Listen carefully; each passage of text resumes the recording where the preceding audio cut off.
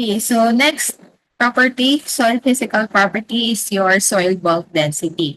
Now, soil bulk density refers to the average density of your soil particles. So, it refers to the mass per unit volume of solid soils.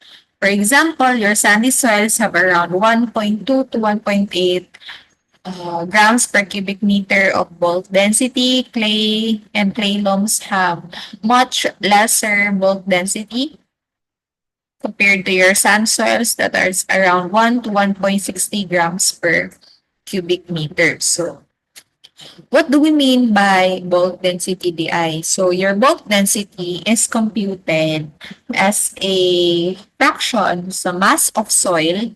Mass of soil, pasabot fresh mass of your soil. So, it includes your um, it's quite raining hard. So, it includes the moisture. So it includes the air, the moisture, fresh weight of your soil, mass of soil, and divided by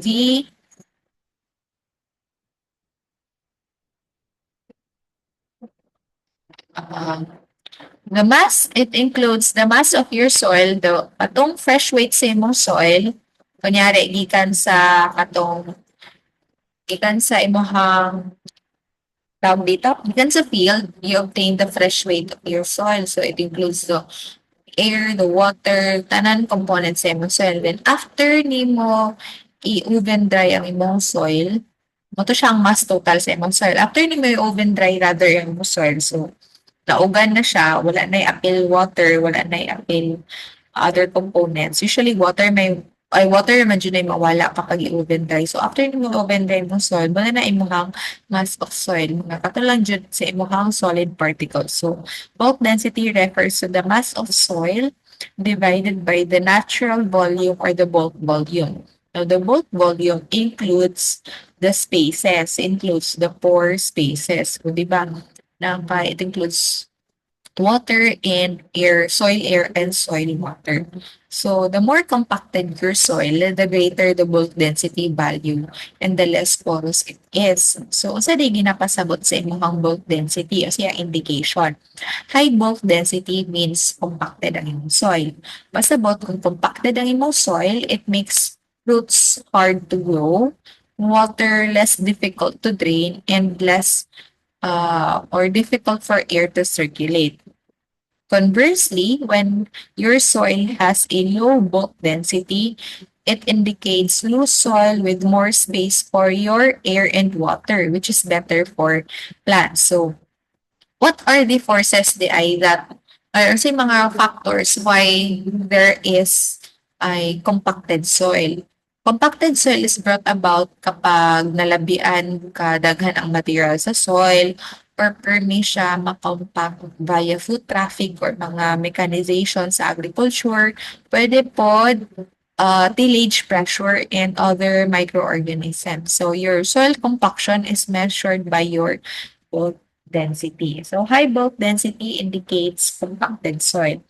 So, ang pasabot sa bulk density, the mass of your soil compared to the volume it occupies. So, kapag taas siyang bulk density, pasabot, compacted ang imong soil. Kung baba siyang bulk density, most likely, porous ang imong soil. So, daghan siya og spaces. Next is your particle density. Your particle density is different from your bulk density kay nag-vary siya sa iyang denominator, which is the volume of solids alone. So, particle density by definition, it refers to the density of bulk soil in its natural state, both the particles and the pore spaces. So, particle density tells us the density of the solid particles sa soil. It helps us measure the degree of compaction of the soil, wherein mineral soils have particle density that is around 2.6 to 2.75 with an average value of more or less 2.65. Ang kanang average value, dili na simple average na 2.60 plus 2.75. Most mineral soils have a particle density of 2.65.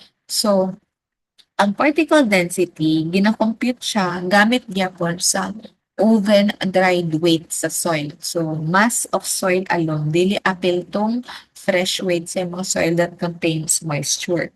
Divided by the volume of solids na gina-occupy lang sa soil. So, BS indicates the volume of solids and the solid space and volume of air. Like, ang space lang ang gina-occupy sa imuhang uh, solid particles alone. Wala ni apil tong mass of volume of air and volume of water. So how do we illustrate katong different parameters? Sa mass sa imuhang soil, mass of soil, mass total, katong gikan sa imong soil sample sa field, naa kay mass sa solids, naa po kay mass sa water. Now, mass of air is considered zero because air is considered negligible ang iyang weight. So, ang mass total, it is composed of mass total, mass gikan sa mass total, gikan sa fresh weight sa imong soil equal na siya sa imong mass of soil, atong soil particles plus mass of water. So itong mass of soil particles, ato imong mga mineral matter and your organic matter. Ang mass of air is considered zero, kaya negligible man ang kabukaton sa imong air. In terms of volume, naa kay volume of soil particles, volume total is equal to volume of soil plus volume sa imong pores. Kinsa may occupy sa pore spaces sa imong soil, imong volume of water and your volume of air. The volume of water plus volume of air plus volume is equal to volume of pores. Now, volume of pores plus volume of soil is equal to volume total. Okay? I repeat, pitata ha. Volume of water, na may gina-occupy nga volume imong air of water. So, volume of air plus volume of water is equal to volume of pores. The volume of pores plus volume of solid is equal to volume total. So, ang imong air, imong soil air, wala siya mass, wala siya kabugatan, pero it still occupies a volume. Now, sa imong bulk density, ang imong ginakailangan sa bulk density is your mass of soil, mass of solids, and the volume total. Sa imong particle density, kailangan ka og mass of soil plus and your volume of soil lang. So, asa man lagi nakuha ang imong mga volume of soil? Usually, naakay ka to sa imong field, you obtain a certain mass sa imong soil, imong pang i-oven dry. After oven dry, itimbang nimo ang kabugatan sa imong soil. Okay, soil naman siya alone, wala ni water. So, in terms of volume total, muna siya ang volume sa usually ginakuha na gamit sa cone or sa sudlanan sa imong container. Katong sudlan, muna imong volume total. Ang volume of soil, ginakuha na siya kapag isubmerge nimo ang imuhang soil sa kanya na liquid na 500 ml. Katong kung butangan nimo siya og oven dried na soil, sa ka man tong level sa imuhang water no katong gi-displace niya mo to siya gi-indicate sa volume sa imuhang soil alone or pwede ginagamit na imuhang ginakuha pod na ang imuhang volume of soil gamit sa mga various equipment like technometer and other laboratory materials. So, dirita sa application sa imuhang bulk density and imuhang particle density. No, provided ang formula, bulk particle density pasabot ani bulk volume sa soil or volume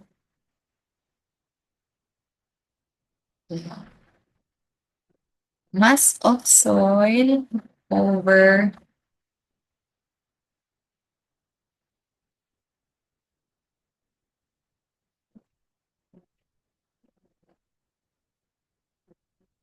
so bulk density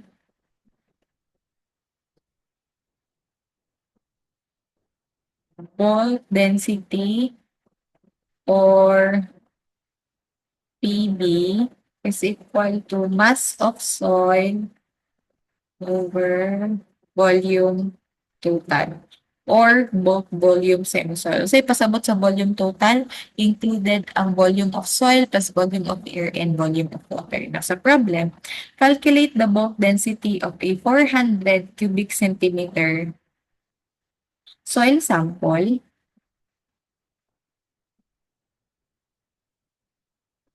400 cubic centimeter soil sample that weighs 575 grams proven dry.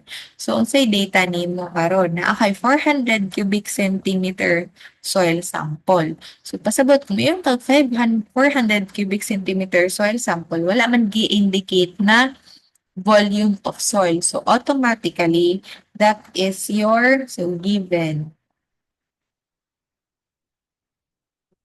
So, given na akay 400 cubic centimeter of manimpang bulk volume or volume total. Next is you have 575 grams oven dry weight. Kasi pasabot sa oven dry weight, pasabot dry na in soil, wala na siya moisture. So, most likely ka na siya refers to your mass of soil na 575 grams. So, muna siya imong mass of soil. So, may kalainan sa, kasi opposite sa oven dry weight. Kung yun siya fresh weight, it pa na siya, apil pa na siya moisture, apil pa na siya water. So, given 400 cubic centimeter and 575 grams of soil, determining the bulk density. So, yung required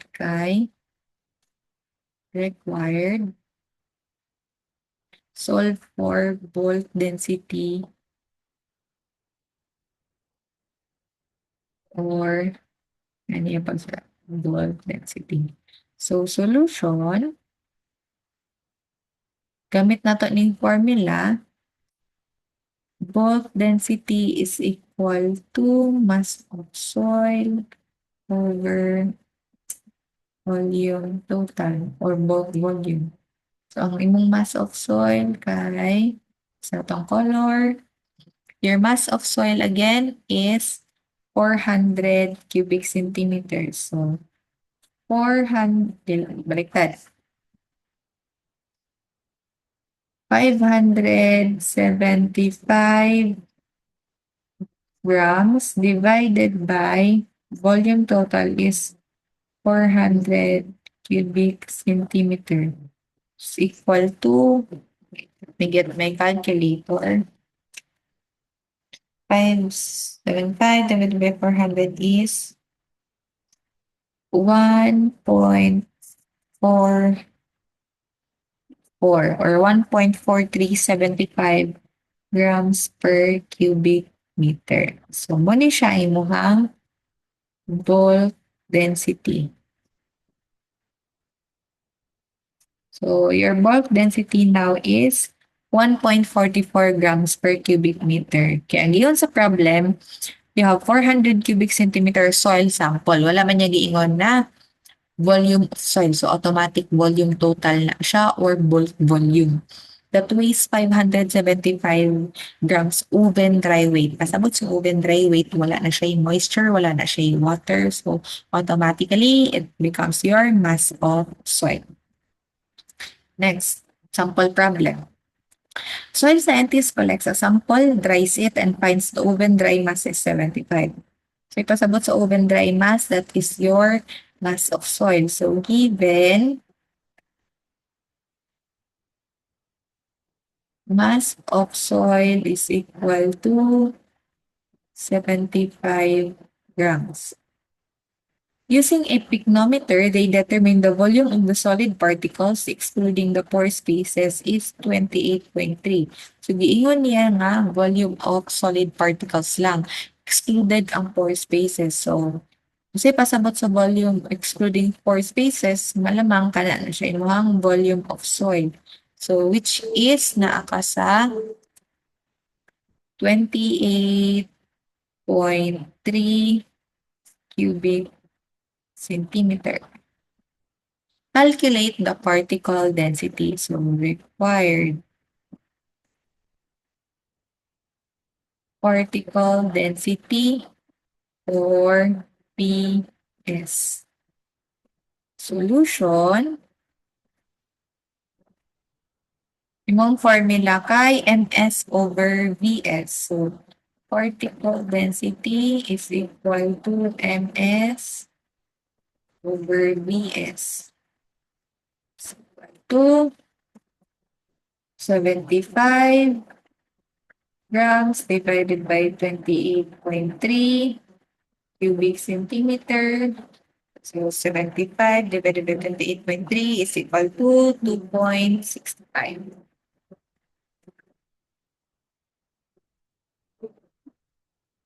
per cubic. So that's how you solve for particle density. So it is important that you be able to wait lang. Sakto natin. Okay, so it's important you know the terms. Kung may proven dry mass pasabot mass of soil. Kung may fresh weight, kunyari, the fresh weight of soil is 40 grams with moisture of 5 grams. So, pagkuha mo sa MS, 40 minus 5 is 35. So, your MS is 35 grams. Kay fresh weight man ang iyang giingon. So, kunyari, yun siya nga, fresh weight. Example, fresh weight is 40 grams. Example, kung yung fresh weight mo, ni siya imahang mass total. Now, yun din siya, ihang moisture is, or mass of water is 5 grams.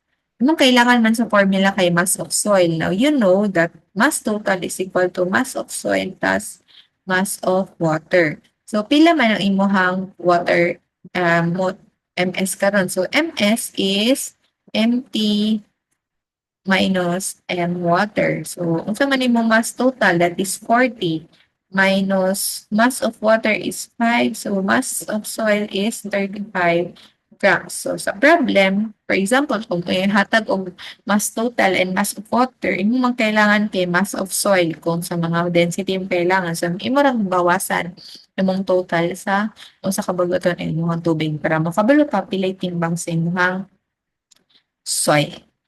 Okay, so that's it for your densities.